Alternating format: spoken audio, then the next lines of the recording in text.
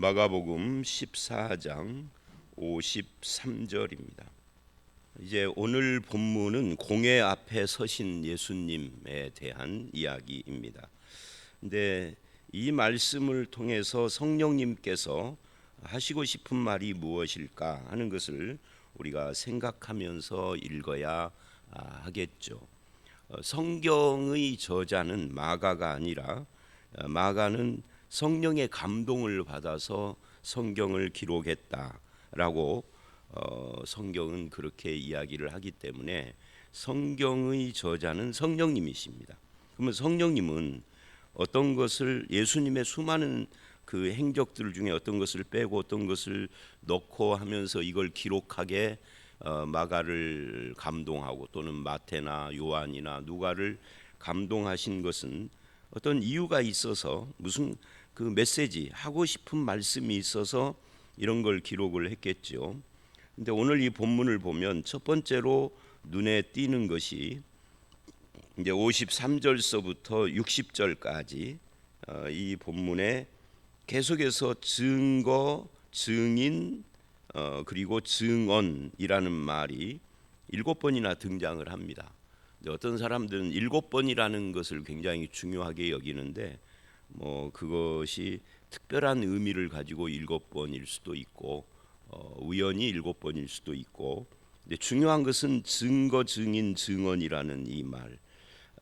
이 말이 어떻게 쓰이고 있느냐면 예수님이 사형에 해당된다라고 64절 사형에 해당된다라고 정죄하기 위하여서 세운 거짓 증인이고 거짓 증거고 거짓 증인이 증언이다 하는 것에 초점이 있는 거죠.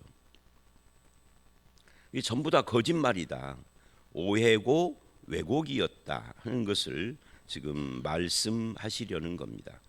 근데 문제는 이 일을 하는 사람들이 전부 다 누구냐면 대제사장, 장로, 서기관들이라는 사실입니다. 전에도 말씀드린 것은 이 제사장은 사두개인과 연결이 되고 서기관은 바리새인들과 연결이 됩니다. 그러니까 그 당시에 가장 종교성이 강한 사람들이 바로 이 거짓 증거, 증인, 증언을 하고 있다. 그들이 세운 사람들을 통해서 하고 있다는 거예요. 그러니까 오늘날로 말하면 목사, 장로, 그리고 노회장, 총회장 이런 사람들이 뭔가를 하는데 그게 전부 다 거짓말들이라는 거죠. 그리고 실제로 그런 일들이 일어나요. 교회 안에서도 일어나고 노회, 총회 같은 목사, 장로들의 회의체 안에서도 이런 일들이 어쩌다가 한두 번이 아니라 비일비재하게 일어납니다. 그래서 그 안에서 서로 싸우고 파벌을 만들고, 여러분 사람들은 무슨 목사든 아니든 상관없이 일단 파가 생기면 어떻게든지 상대방을 이겨야 하고 우리 편을 두둔을 해야 하기 때문에 살짝씩 전체를 거짓말을 하는 게 아니라 전체를 사실인데 하나를 거짓말을 끼워 넣는 거죠. 어떤 목적을 위해서 거짓말만 하는 건 아니에요.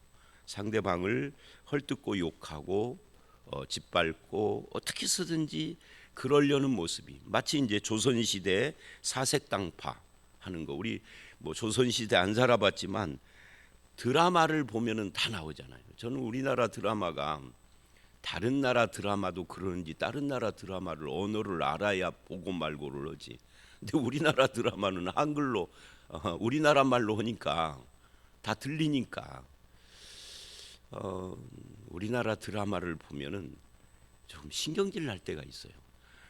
뭐 이렇게 암투가 많은지 궁중에서, 그리고 왕과 신하와 무슨 대빈이 무슨 황후니 무슨 첩들 해가지고 정말 그게 사실인지 아닌지는 알 수가 없지만 드라마는 드라마니까 그게 사실이라면 진짜 신경질 나는 세상을 살았었구나. 백성들은 먹고 사는 것도 힘들어서 난리를 쳤을 텐데, 근데 그게 세상이니까 그렇다 치지만 여기 이 본문 대제사장이나 서기관이나 이런 장로나 하는 이런 지극히 당시의 종교적인 사람들, 하나님을 가장 잘 믿는다는 사람들이 그러고 있다는 것은 우리에게 큰 도전이 되는 겁니다. 그래서 세상에서 제일 무서운 것이 뭐냐 하면은 민족과 종교예요. 민족과 종교라는 단어가 들어가면은 누구나 다 극단적이 되거든요. 민족이 끼면은 항상 우리는 극단적으로 몰려요. 그래서 막 뭔가를 막 외치고 있고 그러는 거죠. 민족의 이름으로. 그런데 민족만 그러는 게 아니라 종교도 그러죠. 종교의 이름으로 우리는 극단주의자들이 다 되는 거예요. 평상시에는 그렇게 선한 사람들이, 그래서 민족이나 종교의 이름으로 행하는 것은 뭐든지 다 정당하다라고 그렇게 생각을 하는 거죠. 이들도 지금 그런 생각을 하고 있는 겁니다. 그래서 내가 이렇게 거짓 증언이나 거짓 증거를 가지고 하는 것은 전부 다 하나님을 위한 거야. 우리 유대교를 위한 거야. 신성모독 하는 자를 없애야 돼. 이제 이렇게 되는 거죠. 그래서 물불을 가리지 않고 잔인해지고 죄를 지어도 그게 눈이 가려서 죄인 줄 모르고, 이게 민족과 종교라는 이름이 갖고 있는 특징입니다. 제가 생각에는 민족이나 종교가 들어가면 어떤 국가 어떤 민족도 다 똑같을 것 같아요. 그래서 이제 이슬람 극단 테러 분자들도 생기고, 아니 폭탄을 지고 가서 터뜨려서 자기 몸이 폭발해서 죽는데도 그게 신의 이름이잖아요. 어떻게 그럴 수가 있을까? 그런 신이 존재할까? 그런 종교가 어떻게 이렇게 세계 3대 종교로 그렇게 군림을 할 수가 있을까? 이해가 안 되지만 현실이죠. 그러면 이슬람만 그러느냐? 이제 현대에 와서 기독교는 안 그러지만 중세 시대의 기독교도 그랬다는 거죠. 천주교가 지배할 때 그것이 대표적으로 십자군이었죠. 십자군 전쟁, 십자군 운동이라고 그러는데 사실은 전쟁이죠.를 부추긴, 가장 앞장서서 부추긴 사람이 누구죠? 교황이요. 자, 어쨌든 이 본문에서 거짓과 불법을 저지르는 그런 모습을 우리는 53절서부터 60절까지를 보는데, 자기들이 거짓과 불법을 저질러 놓고 64절에 그것을 신성모독을 없애기 위해서, 즉 하나님을 위해서라고, 또 하나님의 영광을 위해서 하는 행위라고 포장을 합니다. 이런 것을, 이런 포장을 가장 잘하는 존재들이 또한 종교인들이죠. 미사 여구 갖다 붙이기도 참 잘하고요. 그래서 같은 죄라도 종교인들의 죄는 양심의 가책을 안 받아요. 왜? 하나님을 위한 죄니까 죄라고 생각을 않는 거죠. 그게 무서운 거예요. 이거는 모든 종교가 다 똑같다. 그럼 종교만 그러는 게 아니에요. 민족도 마찬가지예요. 민족의 이름으로 살인을 해도 그거는 애국하는 거잖아요. 애국지사가 되는 거잖아요. 옛날에 이제 오래된 역사가 돼버렸지만 옛날에 신유고 연방이라는 게 있었어요. 공산국가 유고가 해체가 되고 신유고 연방. 지금은 이제 그것도 없어졌지만 그게 이제 주로 발칸반도가 유럽의 하얗거라고 그렇게 부르는 곳입니다. 거기에 세르비아 사람들은 그리스 종교를 믿는 사람들이에요. 그리스 종교라는 것은 기독교의 3대 종파, 어제도 말씀드렸죠. 천주교, 정교회, 그 다음에 개신교, 이게 3대 종파인데 그 그리스 정교회입니다. 그런데 코소보나 코소보의 알바니아는 이슬람교를 믿어요. 터키의 침략을 400년을 받으면서 이슬람화된 사람들이 이제 다른 유럽인들하고 못 섞이고 자기들끼리 나라를 만들었는데 그게 알바니아예요. 그 유명한 누구예요? 카톨릭의 수녀 죽은 테레사. 테레사가 바로 알바니아 출신입니다. 뭐 그게 중요한 건 아니고요. 그런데 이 알바니아 출신인데 이제 가톨릭이었던 거죠. 그래서 그 우리가 전 세계인이 잘 아는 것처럼 세르비아인들이 이 코소보라는 지역의 알바니아계 이슬람교인들을 인종 청소했잖아요. 인종 청소를 하는데 아무 양심의 가책이 없어요. 저것들은 다 죽여도 하나님을 위한 거잖아요. 민족을 위한 거고. 근데 유럽과 미국이 나서서 더 이상 진행되지 못하도록 막아주기는 했지만 그때 엄청난 많은 사람들이 죽었잖아요. 이거는 이슬람교도 마찬가지예요. 홀리워, 거룩한 성전을 하고 있다. 사람을 막 죽이는데 그게 거룩한 전쟁이라고 하는 그런 것들이 우리들에게도 있을 수 있다. 우리는 뭐 극단적으로 전쟁까지는 안 가도 우리도 종교의 이름, 신의 이름, 진리라는 명목으로 거짓말을 하기도 하고 하나님의 영광이라는 명목으로 이렇게 그렇게 서로 편을 가르고 하는 그런 일들이 있을 수 있다 하는 것을 이 본문을 통해서 알게 됩니다. 58절을 보면 우리가 그의 말을 들으니 손으로 지은 이 성전을 내가 헐고 손으로 짓지 아니한 다른 성전을 사흘 동안에 지으리라 하더라. 근데 이 거짓 증거가 사실은 이게 예수님의 말씀을 잘 이해를 못하고 왜곡한 건데 이게 사실이 되는 거죠. 거짓 증거를 해서 거짓 증언자를 세웠는데 그게 참 증거가 된 거예요. 왜? 예수님이 실제로 이 손으로 지은 이 성전을 헐어라 내가 다시 성전을 짓겠다라고 했거든요. 어디서? 요한복음 2장에.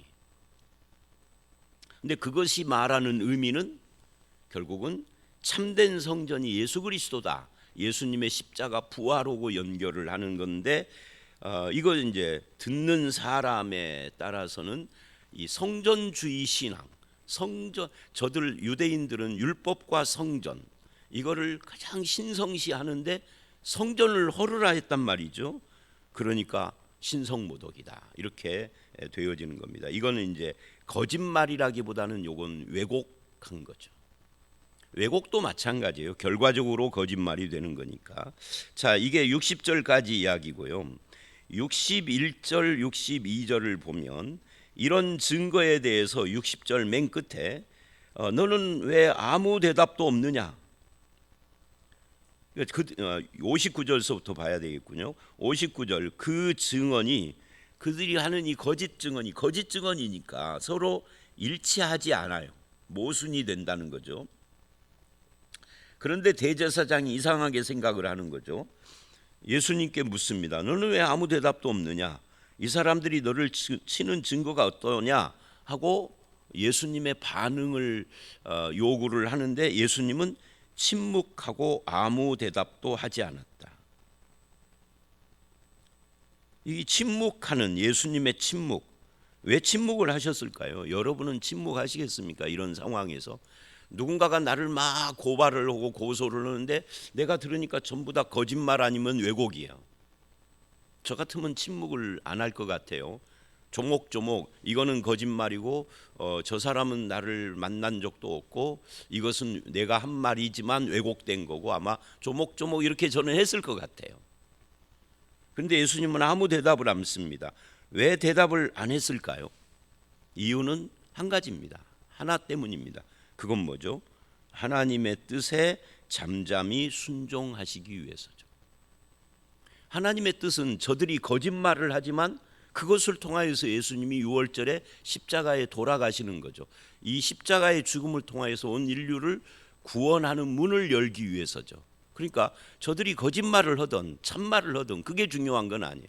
하나님의 뜻은 내가 십자가에 죽는 건데 여기서 조목조목 반박을 해가지고 예수님이 만약에 이 고소에서 승리하면 십자가는 무산이 되는 거잖아요. 그러니까 하나님의 뜻 앞에 순종하기 위하여 침묵하는데 우리도 어떤 때는 이런 상황을 내가 혹시라도 나도 이런 비슷한 상황 속에 있다면 하나님의 뜻이 무엇일까 생각을 할 필요가 있습니다. 나 자신을 위하여서는 변명도 하지 않고 투쟁도 하지 않는 예수님, 하나님의 뜻 앞에 순종하는 거죠. 그러나 하나님의 나라와 그 진리를 위해서는 과감히 성전을 청소하기도 하고 화 있을진저 하고 선언을 하기도 하고 싸우시기도 하셨던 그 예수님이 자기를 위해서는 변명을 하는 거예요. 하나님의 뜻에 순종을 하려고. 이것은 바울도 똑같았어요. 빌립보서를 보면. 그래서 바울이 빌립보서 1장에 그렇게 말을 하죠.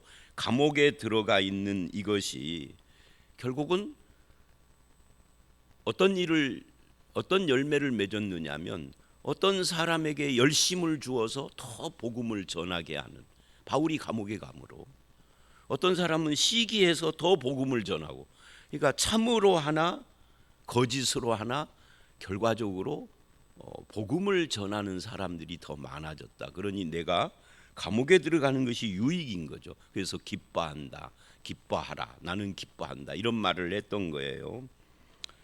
그런데 이 잠잠하심은 어디에 근거를 하느냐면 이사야 53장에 털 깎는 자 앞에 잠잠한 어린 양, 그걸 이제 근거로 하고 있는 겁니다. 무엇을 위하여 잠잠해요? 이것이 예수님의 잠잠함이 우리의 나음이 되고 평화가 되고 우리의 생명이 되고 구원이 되고 그것을 위하여서 잠잠했다. 그런데 이제 대제사장 입장에서는 잠잠하기만 해가지고는 자기들이 의도한 대로 안 되는 거잖아요. 그래서 61절 하반절을 보면 대제사장이 다시 묻습니다. 여기서부터는 대제사장의 유도 신문, 유도 질문이다라고 말을 해야 되겠죠. 예수님의 답을 이끌어내는 거예요. 그게 뭐냐면 네가 찬송받으실 이의 아들 그리스도냐? 찬송받으실 이 하나님이죠.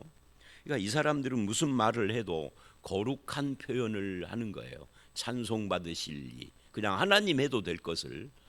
그러니까 우리들 가운데서도 이 표현을 굉장히 거룩하게 하는데 속에는 시커먼 것이 들어있는 이런 사람들이 굉장히 많죠.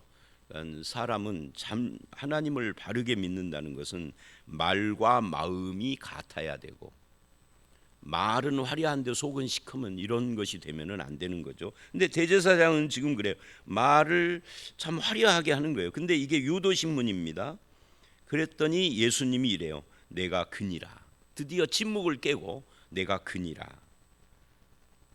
내가 그니라 하는 것은 내가 하나님이다 하는 이야기고요. 인자는 자신입니다. 권능자의 우편, 권능자가 누구예요? 하나님이니까 하나님 우편에 앉은 것과 하늘 구름 타고 오는 것을 너희가 보리라. 그러니까 십자가에 죽고 부활 승천하시고 그 다음에 재림하는. 그러니까 이 말씀은 예수님이 장차 어떻게 될 것인가 하는 것을 보여주면서 예수님의 신분에 대한 이야기를 하고 있는 거죠. 그리고 이것은 옳은 말씀이고 실제로 그렇게 됐어요. 근데 대제사장 입장에서는 됐단 말이에요. 아무리 거짓 증거와 증인들을 세워도 이게 결론을 내리기가 어려운데 왜? 침묵하고 있으니까 시인을 해야 하는데 유도신문을 했더니 이제 예수님을 올가맬 대답이 나온 거예요. 더 이상 증거가 필요 없는 거죠. 그래서 즉시 63절 이하에 옷을 찢고, 옷을 찢는다 하는 말은 거룩하신 하나님 앞에서 내 귀로 들으면 안 되는 참남한 말을 들었다, 그런 뜻이에요. 이 옷을 찢는 것은 슬픔이나 회개나 이런 표현이거든요. 여기서는 이제 슬픔의 표현. 이 하나님 앞에 이런 말을 내가 들었다. 이거는 잘못된 말이다. 인간이 하나님이라고 하다니. 이제 그래서 옷을 찢고 64절 신성모독하는 말을 너희가 들었다. 그러니 이제는 더 이상 증거가 필요 없다. 사형에 해당된다 하고 정죄를 합니다. 이걸 보면 61절로 65절까지가 이제 그런 건데, 이걸 보면 이 대제사장 그 당시에 가장 그 종교의 가장 큰 수장이잖아요. 수장. 오늘날로 말하면 대한예수교 장로의 총회장이란 말이죠. 천주교로 말하면 교황이고요. 그런데 이 대제사장이 얼마나 교활한지 이게 드러난 거예요. 교활한 거예요. 여러분 교회 담임 목사가 교활해도 되나요, 안 되나요? 그런데 제가 보면은요, 저뿐만이 아니라 목사들 세계에서는 다 아는 이야기예요. 예를 들면 A라는 목사가 있어요. 돌아가신 어떤 목사님 생각나네요. 그분을 목사들 세계에서는 전부 다 저 정치꾼이라고 그래요. 정치꾼들은 특징이 있습니다. 저들은 정치에, 교회 정치입니다. 세상 정치가 아니라 정치에 개입해서 거기서 돈 빼먹어요. 예를 들면은 A라는 교회의 B 장로와 C 목사가 서로 분쟁을 하는데 정치꾼이 개입을 하면 양쪽에서 돈을 받아 먹는데 뭐 1, 200만 원 정도 가지고 그런 걸 하는 게 아니에요. 어떤 때는 막 억 단위로 왔다 갔다 해요. 그 싸움과 재판에서 이기려면. 그런 일을 아주 능수능란하게 잘한다라고 널리 알려져 있는 목사예요. 근데 놀라운 것은요, 자기 교회에서는 그렇게 존경받았대요. 우리 목사님 정말 하나님 같은 분이라고. 어떤 목사, 어떤 교회라고 하면 여러분도 다 아는 거예요. 전주에 있는 교회니까. 지금은 이제 죽어서 다른 목사가 있지만, 여러분 교회 담임 목사가 교활해도 괜찮나요? 권사님 어떠세요? 노재석 목사가 교활하다 괜찮으시죠? 뭐 교회에서만 안 그렇게 보이면 되는 거니까. 지금 그거잖아요. 대제사장이 교활하기가 그지없죠. 그리고 이제 64, 5절 대제사장이 자기 옷을 찢은 뒤에 신성모독하면서 사형에 해당한다 정죄하고, 그렇게 대제사장이 선언하자 드디어 이제 주변에 있는 사람들이 이제 막 이리떼처럼 달려들어서 예수님을 이제 막 찢어 발기는 거죠. 그래서 침을 뱉고 주먹으로 치고 손바닥으로 치며 선지자 노릇하라. 그러니까 종교의 수장이 사형에 해당한다 했으니 이제 더 이상 거리낄 것이 없는 거죠. 이 대제사장이라고 하는 종교의 수장이, 그 대제사장은요, 옷도 일반 옷을 입는 게 아니에요. 대제사장의 옷이 있어요. 막 딱 보기만 해도 와, 이렇게 감탄이 나오는 거룩한 옷을 입고. 여러분, 이 대제사장이 이렇게 교활하지만 말투는 어땠을까요? 말투는 아마 기도 많이 한 말투였을 거예요. 옷도 거룩하고 외모도, 몇십 년을 그 직에서 사는 사람은 아마 외모도 상당히 거룩한 외모를 가지고 있었겠죠. 근데 속은 교활해요. 이 하나님은 사람의 외모를 보지 않아요. 중심을 봐요. 오늘 우리는 지금 수요일 고난주간의 가장 가운데 지금 있습니다. 고난주간에 필요한 것이 뭘까요? 고난주간에 필요한 거, 웃지 않고 놀지 않고 음식점에서 떠들지 않고 사람 만나지 않고 금식하면 더 좋고 그런 걸까요? 아니죠. 교활하지 않고 진실하고, 그죠? 거짓 증언에서 누군가를 죽이려고 하지 않고 하나님 앞에서 자기를 돌아보고, 예수 그리스도의 십자가의 은혜가 나에게 주신 그 구원의 은총에 대한 감사를 품고, 뭐 그런 거죠. 겸손하고. 기독교는 금욕 종교가 아니에요. 음식을 안 먹고 금식하고 이런 종교가 아니에요. 기독교는 그건 카톨릭적인 거예요. 그거는 종교 개혁의 후예들은 그러지 않습니다. 뭐 여러분 특별 새벽 기도하는 교회들이 많잖아요. 근데 원래 성경이 말하는 이 기독교는 특별한 날이 따로 있는 게 아니에요. 365일이 다 하나님 앞에 서지. 이 새벽 기도를 왜 특별하게 그날만 해요? 그 주간만, 그 한 달만 하는 게 아니라 늘 하는 거죠. 기도는 위선입니다. 위선, 욕심, 교활함 다 내려놓고 주의 은혜를 묵상하는 것이지. 자, 어쨌든 그러자 이제 대제사장의 그 선동에 사람들이 양심이 이제 편안해지고 이제 막 달려들어서 이리떼처럼 뜯는데 이제 마음이 말하자면 하나님 앞에서 무디어진 거죠. 이것이 문제가 돼요. 이제 오늘 본문의 마지막 이야기 66절서부터 72절까지 베드로 이야기죠. 이 베드로 이야기는 54절에 한번 나왔어요. 그러니까 이게 오늘 본문이 72절까지 어제보다는 길게 어제는 짧았는데는 이유가 뭐냐면 이 베드로 사건이 있기 때문이에요. 54절에 베드로 이야기를 살짝 하고 예수님 뒤따라가는, 다 도망갔는데 어제 말씀에는 다 도망간 이야기 했잖아요. 근데 베드로는 예수님을 멀찍이서 따라갑니다. 그 중엔 제일 낫죠 그래도. 그런데 66절 이하에 이제 베드로 이야기를 해요. 근데 이 베드로의 이야기의 핵심은 부인입니다. 예수님이 내가 그니라 하고 시인한 것과 베드로의 부인이 지금 대조를 이루고 있죠. 베드로가 29절로 31절에 장담했던, 내가 죽는 데까지라도 주를 따라가겠다라고 장담했던 그것이 무너지고 있는 모습이에요. 그래서 인간은 자기 의지와 결심과 열심으로 믿을 수 있는 존재가 아니다 하는 것을 보여주는 거죠. 그런데 다행히도 예수님이 미리 경고를 했어요. 근데 경고를 했는데 무시하고 장담을 했던 거죠. 결국 이 본문에서 계속해서 부인을 하는데, 이 부인 중에 71절을 보면 그러나 베드로가 저주하며 맹세하되 너희가 말하는 이 사람을 알지 못하노라 하는데, 저는 젊었을 때라기보다는 어렸을 때죠. 10대 20대 때는 이 저주하며를 어떻게 생각을 했느냐면 예수님을 저주했다 이렇게 생각을 한 적이 있어요. 그런 저주가 아니고요, 예수님을 저주했다가 아니에요. 이런 거죠.